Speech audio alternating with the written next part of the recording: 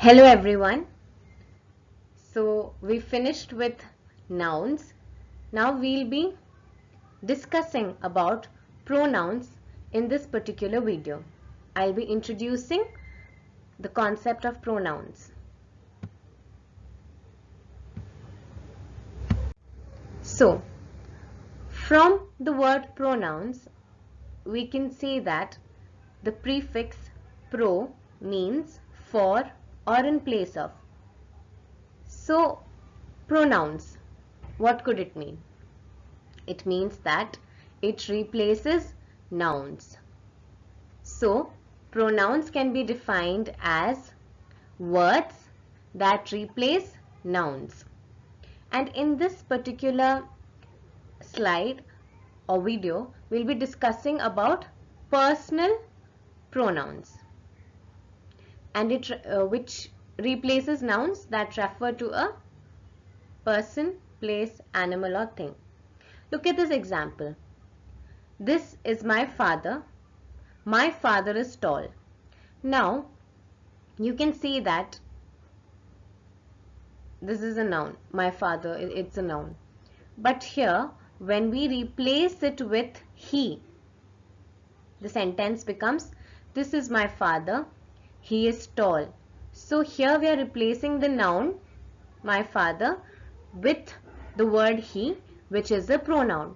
So in short, what pronouns does is, it replaces nouns, which makes it easier for us. It doesn't make it repetitive. It makes the sentences easier for us. So pronoun helps us with sentences, and it replaces nouns, because of which it doesn't sound repetitive. So personal pronouns, now coming to personal pronouns, it is used instead of a name, person, place, object, or idea. So we discussed that in the previous slide. And as I said, pronouns save us a lot of repetition. Now personal pronouns can have number, person, or case. Now by number, it means that it could be singular or it could be plural. Talking about person, it means it refers to first person, or it can refer to second person, or it can refer to third person. First person being the person who is speaking. For example, here I am speaking to you. I am speaking to you. So I am the first person. Now second person would refer to the person to whom we are speaking to. Like I am speaking to you. So you would be second person. Now third person, it is the person whom we are talking about. So the person being spoken about will be the third person.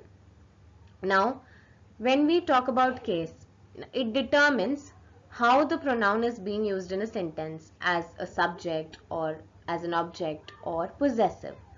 So we look at an example for now.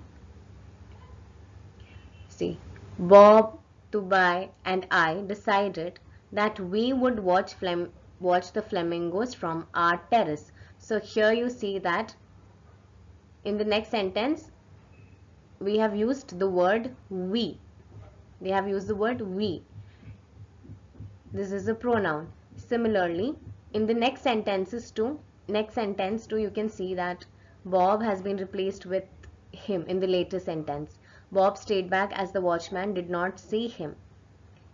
So we don't have to keep on using Bob or any of the names. So we have replaced it with a pronoun him.